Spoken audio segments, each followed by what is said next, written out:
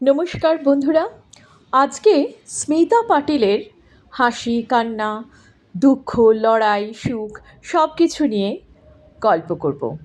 স্মিতা পাটিল ছিলেন ভারতীয় চলচ্চিত্রের এক উজ্জ্বল নক্ষত্র, যিনি খুব অল্প সময়ের মধ্যে অভিনয়ের গভীরতা, ব্যক্তিত্বের দৃঢ়তা এবং নারীর আত্মমর্যাদার প্রতীক হিসেবে নিজেকে প্রতিষ্ঠিত করেছিলেন।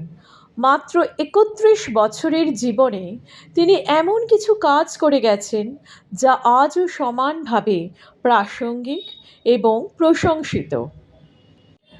১৯৫৫ সালের ১৭ই অক্টোবর মহারাষ্ট্রের পুনেতে স্মিতা পাটিল জন্মগ্রহণ করেছিলেন।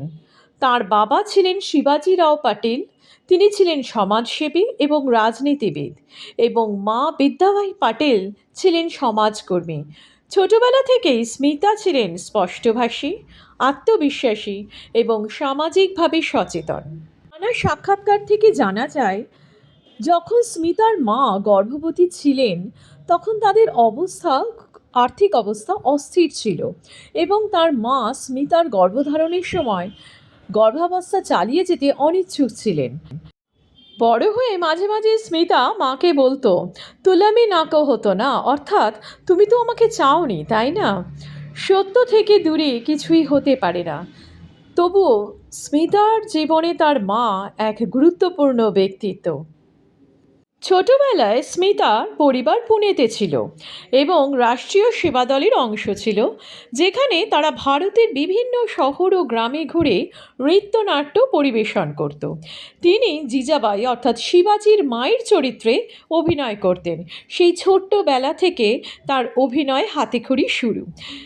এটি ছিল নৃত্য, অভিনয়, মঞ্চ এবং অন্যান্য সকল কিছুর সাথে তার প্রথম পরিচয়। স্মিতা চলচ্চিত্রে কিভাবে এলেন? প্রথমেই অবশ্য তিনি চলচ্চিত্রে আসেননি। জীবনের প্রথম পদক্ষেপ ছিল সংবাদ পাঠিকা। স্মিতার এক বন্ধু দীপক কিরপেকার, তিনি ছিলেন শখের ফটোগ্রাফার। স্মিতার নানা ছবি তুলতেন। সেই ফটোগ্রাফারের এক বন্ধু দূরদর্শনের সংবাদ পাঠক ছিলেন। তো মাঝে মাঝে সেই অফিসে যাতায়াত তাদের ছিল। একদিন সেখানে থাকাকালীন অফিসটির কাজ চলছিল, সংস্কারের কাজ, এবং স্মিতার বন্ধু স্মিতার ছবিগুলি টেবিলে রেখেছিলেন। তখন সেই ছবিগুলো পরিচালক পি.ভি. কৃষ্ণমূর্তিকে আকর্ষণ করেছিল, এবং তারপর স্মিতাকে অডিশনে আমন্ত্রণ জানানো হয়েছিল, এবং তারপর স্মিতা দূরদর্শনের সংবাদ পাঠিকা হিসেবে কাজ শুরু করেছিলেন। তার তীক্ষ্ণ কণ্ঠস্বর, আকর্ষণীয় চোখ এতটাই ভালো ছিল যে লোকেরা তার অনুষ্ঠান দেখার জন্য বাড়ি ছুটে যেত। তিনি দূরদর্শনের সংবাদ পাঠিকা হিসেবে বেশ জনপ্রিয়তা লাভ করেছিলেন। এই রকম অবস্থায় কিছু ছাত্র তাদের ডিপ্লোমা ছবির জন্য অভিনেত্রী খুঁজছিল। তারা প্রথমে শাবানা আজমিকে জিজ্ঞাসা করেছিল, কিন্তু তাকে পাওয়া যায়নি। তারপর ক্যাম্পাসে বেড়াতে বেড়াতে স্মিতাকে দেখেছিল। স্মিতাকে খুঁজে পাওয়ার পর তীব্রা মাধ্যমে একটি চরিত্রে অভিনয় করার জন্য রাজি করায়। সেই তার চলচ্চিত্রে যাত্রা শুরু হলো। তারপর স্মিতা শ্যাম বেনেগালের জন্য কিছু চরিত্রে কাজ করতে শুরু করেন। তার মধ্যে ছিল চরণদাস চোর, নিশান্ত। এরপর শ্যাম বেনেগাল তাকে ভূমিকা ছবিতে চুক্তিবদ্ধ করলেন। সেই ছবিতে স্মিতা মারাঠি অভিনেত্রী হংস ওয়াদেকারের জীবন এবং তার কেরিয়ার, প্রেম ও স্বাধীনতার সাথে মানিয়ে নেওয়ার সংগ্রামের ওপর ভিত্তি করে সেই ছবিটি অভিনয় করলেন। সেই চরিত্রের জন্য স্মিতা সেরা অভিনেত্রীর জাতীয় পুরস্কার পেলেন ১৯৭৭ সালে। এরপর ১৯৮০ সালে তিনি দ্বিতীয় জাতীয় পুরস্কার পেলেন চক্র ছবিতে অভিনয় করার জন্য। তিনি পুরস্কার হিসেবে প্রাপ্ত সমস্ত অর্থ নারী সংগঠনের জন্য দান করে দিয়েছিলেন। ছবির বিষয়বস্তু তিনি যদি পছন্দ করতেন তাহলে বিনামূল্যে অথবা খুব সামান্য অর্থের বিনিময়ে তিনি সিনেমা করতেন। যেমন ভবানী ভাবাই। ছবিটিতে গুজরাটের বর্ণবৈষম্যের উপর করা হয়েছিল এবং স্মিতা এটি করেছিলেন কারণ তিনি মূল বিষয়বস্তু বিশ্বাস করতেন। শুধুমাত্র প্যারালাল সিনেমা অর্থাৎ আর্ট ফিল্ম নয়, স্মিতা বাণিজ্যিক ছবিতেও অভিনয় করেছিলেন। তবে সেই রকম বাণিজ্যিক ছবিতেই অভিনয় করতেন যেখানে স্মিতার ভূমিকা থাকবে এক নারীর ভূমিকা, যেখানে নারীকে অবমূল্যায়ন করা হয়। বেশিরভাগ ক্ষেত্রে তিনি প্রতিবাদী নারীর চরিত্রে অভিনয় করেছেন। তিনি প্রায় ৮০টি ছবি অভিনয় করেছিলেন, যার মধ্যে 10টি তার মৃত্যুর পর মুক্তি পেয়েছিল। রাজেশ খান্নার সাথে তার জুটি বেশ জনপ্রিয়তা লাভ করেছিল এবং রাজ বাব্বারের সাথেও তার জুটি বেশ সাফল্য লাভ করেছিল। তার অভিনীত উল্লেখযোগ্য ছবি হল ভূমিকা, মন্থন, আর্থ, মির্চ মশালা, নমক হালাল। তিনি ফিল্মফেয়ার পুরস্কারও অর্জন করেছিলেন। 1985 সালে ভারত সরকার তাকে পদ্মশ্রী সম্মানে ভূষিত করেছিলেন। প্রখ্যাত পরিচালক মহেশ ভাট পরিচালিত আর্থ ছবিতে স্মিতা পাটিল একটি চরিত্র করেন। সেই চরিত্রটি একটি বিবাহিত পুরুষকে ভালোবাসে এবং তার সাথেই স্থায়ী হতে চায়। অদ্ভুতভাবে স্মিতা পাটিলের বাস্তব জীবনেও এই ঘটনা ঘটল। তিনি যখন রাজ বাব্বারের সাথে জড়িয়ে পড়লেন তখন রাজ বাব্বার ইতিমধ্যেই নাদিরার সাথে বিবাহিত ছিলেন। যে নারীবাদী প্রতিষ্ঠানগুলিকে তিনি সমর্থন করেছিলেন তারাই আবার যখন তিনি রাজ বাব্বারের সাথে জড়িয়ে পড়লেন তখন তার বিরুদ্ধে কথা বলতে শুরু করেছিল। অভিনয়ের প্রতি তার নিষ্ঠা ছিল উল্লেখ করার মতন। চরিত্রের দাবিতে তিনি নিজেকে ঠিকমতো প্রস্তুত করতেন। অভিনয়ের ব্যাপারে তার মধ্যে কোনো সংস্কার কাজ করতো না।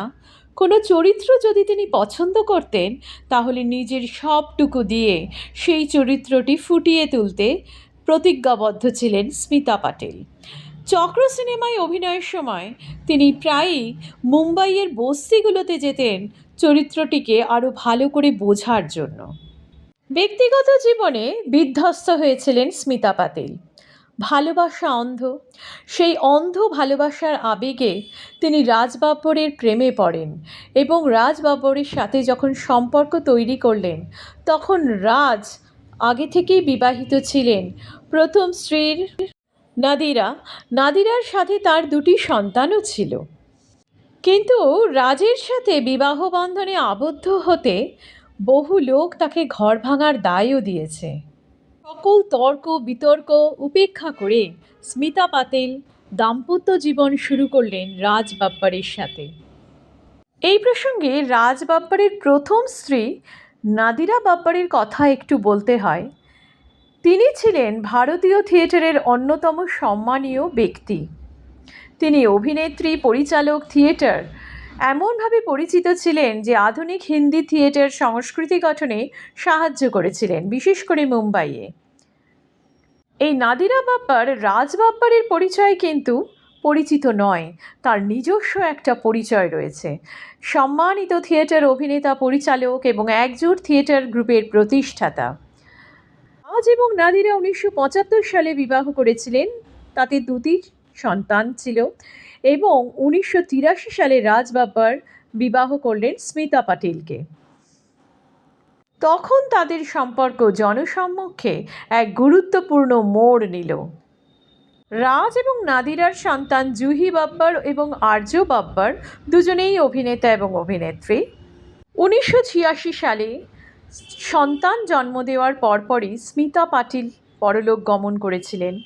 তার মৃত্যুর পরে রাজ বাব্বারের সাথে আবার নাদিরা বাব্বার পুনরায় মিলিত হন। তাদের পুনর্মিলনে আবার পারিবারিক জীবনের দীর্ঘমেয়াদী বর্ণনায় নাদিরা একদম কেন্দ্রীয় পত্নী হিসেবেই প্রতিষ্ঠিত হয়ে যান। মাঝখান থেকে কয়েক বছরের জন্য স্মিতা পাটিল এলেন, জয় করলেন, চলে গেলেন। কোনো এক জ্যোতিষী ওনাকে বলে দিয়েছিলেন যে তিনি স্বল্পায়ু এবং তিনিও মনে প্রাণে তা বিশ্বাস করতেন। তাঁর বন্ধু বান্ধবীদের কাছে তিনি মাঝে মাঝেই বলতেন যে তিনি খুব কম দিন বাঁচবেন। সন্তান জন্মের পর বলা হয় ভাইরাল এনকেফেলাইটিস তার হয়েছিল এবং বেশিরভাগ ক্ষেত্রে এটাও বলা হয়েছে যে সন্তান জন্মের পর কোনো জটিলতা সৃষ্ট হয়েছিল এবং যার ফলে স্মিতা পাটিল খুব অল্প বয়সে মৃত্যুকে বরণ করেছিলেন। অনেক ক্ষেত্রে চিকিৎসার অবহেলার কথাও বলা হয়েছে। তার বন্ধু দীপক সাওয়ান্তকে বলেছিল যে সে যখন মারা যাবে তখন যেন সে সুহাগন হিসেবে বিদায় জানায়। তার শেষ ইচ্ছা অনুযায়ী শেষ যাত্রায় তাকে কনের মতো সাজিয়ে তোলা হয়েছিল। কতটা ভালোবাসা পেলে যে মানুষটির মৃত্যুর পরেও তার সহশিল্পীরা তার শেষ ইচ্ছা পূরণ করে, এই তারই এক দৃষ্টান্ত। তার অভিনয়, আচার ব্যবহারের জন্য তিনি বহু লোকের কাছে ভালোবাসা পেয়েছিলেন। তার অকাল প্রয়াণে আমরা এক অসাধারণ অভিনেত্রীকে খুব তাড়াতাড়ি হারিয়ে ফেলেছি। তার পুত্র সন্তানের নাম প্রতীক বার্বার। মাত্র কদিনের জন্য পৃথিবীতে এসে তিনি তার অভিনয়ের মাধ্যমে খুব ভালো ভালো কিছু ছবি দর্শকদের উপহার দিয়ে গেছেন। আরও কিছুদিন থাকলে আমরা আরও ভালো, আরও পরিণত অভিনেত্রীকে দেখতে পেতাম। স্মিতা পাতিলের অকাল প্রয়াণ আমাদের দুর্ভাগ্য। স্মিতা পাতিল শুধুমাত্র একজন অভিনেত্রী ছিলেন না, তিনি ছিলেন এক প্রতিবাদী কণ্ঠস্বর। নারীর আত্মসম্মান, স্বাধীনতা ও সামাজিক সচেতনতার প্রতীক হিসেবে তিনি আজও অনুপ্রেরণা। তার অভিনীত চরিত্রগুলো আজও নতুন প্রজন্মকে ভাবায়, প্রশ্ন করতে শেখায়। ভারতীয় চলচ্চিত্রে নারীর শক্তিশালী, বাস্তব ও সংগ্রামী চিত্র তুলে ধরার ক্ষেত্রে স্মিতা পাতিলের অবদান চিরস্মরণীয়। তার জীবন যেন এক অসমাপ্ত কবিতা, স্বল্পায়ু হলেও গভীর ও প্রভাবশালী।